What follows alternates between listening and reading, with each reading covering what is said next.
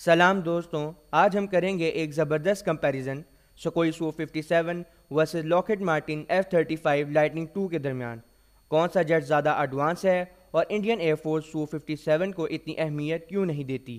چلیں دیکھیں گے اس ویڈیو میں۔ سب سے پہلے یہ سمجھنا ضروری ہے کہ ایک فائٹر جیٹ کو 5th جنریشن بناتا کیا ہے؟ سیدھا جواب اسٹیلتھ۔ اگر کسی جیٹ میں اسٹیلتھ ٹیکنالوجی ہے تو وہ 5th جنریشن ایئر کرافٹ کہلاتا ہے۔ اب دیکھتے ہیں کہ دونوں جیٹ سائز اور سٹرکچر میں کیسا فرق رکھتے ہیں۔ سکوئی سو-57 length 20.1 metre 66 feet, wing span 14.1 metre 46.3 feet, height 4.6 metre 15.1 feet, wing area 78.8 metre square 848.1 feet square.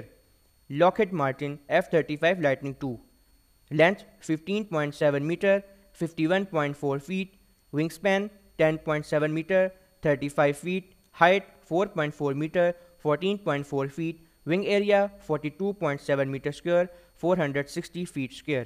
سو-57 سائز میں F-35 سے کافی بڑا ہے، جو اس کو کچھ فائدے دیتا ہے۔ مثال کے طور پر زیادہ فیول مینز لانگ رینج، زیادہ ہارڈ پوائنٹس، زیادہ ویپن کیری کر سکتا ہے، زیادہ پے لوڈ، ملٹیپل مشن رولز کے لیے فلیکسیبل ہے۔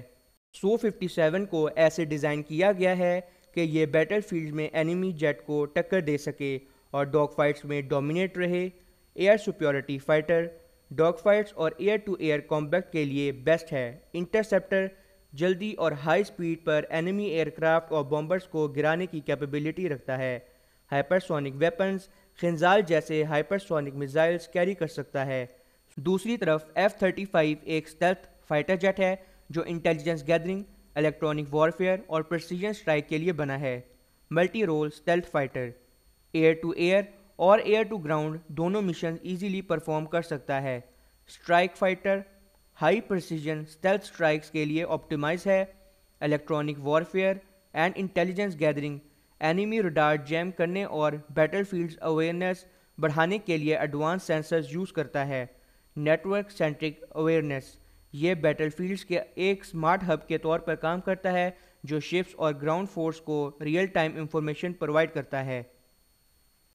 Sensor fusion and avionics Russian jet کا ایشو سو-57 اور مگ فائٹرز کے سینسرز فلی انٹیگریٹ نہیں ہوتے۔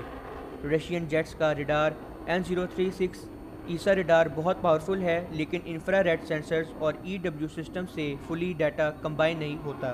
پائلٹ کو مینولی پروسیسنگ کرنی پڑتی ہے جو کمپیکٹ ایفیشنسی کو کم کر دیتی ہے۔ Net work centric warfare F-35 اور ویسٹرن جیٹس لنک 16 اور سیٹلائٹ کمبینیشن کا یوز کرتے ہیں real time battle fields data sharing کرنے کے لیے۔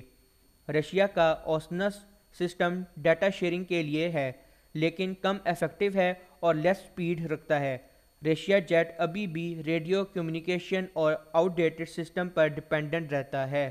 Electronic warfare F-35 highly advance jamming اور الیکٹرانک اٹیک سسٹم یوز کرتا ہے جبکہ رشیا کے پاس EW سسٹم اچھے ہیں لیکن کم سوفسٹیکیٹڈ ہیں اور فلی انٹیگریٹ نہیں ہیں۔ ویسٹرن جیٹس رشین ریڈار اور کمیونیکیشن سسٹم کو بہتر طریقے سے جیم کر سکتے ہیں۔ اسٹیلتھ ایشوز ود سو-57 نمبر 1 از ایکسپوزڈ انجن۔ سو-57 کا انجن انفراریڈ ہیٹ اور ریڈار ریفلیکٹ کرتا ہے جس وجہ سے کم اسٹیلدی ہو جاتا ہے۔ Number 2 is nozzle design. Round nozzle stealth کو کم کر دیتی ہے۔ Number 3 is airframe design. Stealth optimise نہیں ہے جیسے F-35 اور F-22 کا ہے۔ Number 4 is radar absorbent material RAM. کم اسٹیلتھ کوٹنگ ہونے کی وجہ سے ریڈار ویزیبل ہو جاتا ہے۔ Canards and gaps moving surface radar waves reflection کرتی ہیں جو اسٹیلتھ کو کم کر دیتی ہیں۔ So what is the conclusion? The conclusion is سو-57 ایک true 5th generation stealth fighter jet نہیں ہے۔ It's more of a hybrid 4.5 and 5th generation کا مکسچر ہے۔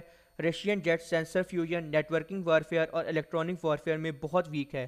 سو-57 پرانے رشین جیٹ سے اسٹیلدی ہے لیکن F-35 کے مقابلے میں بہت پیچھے ہے۔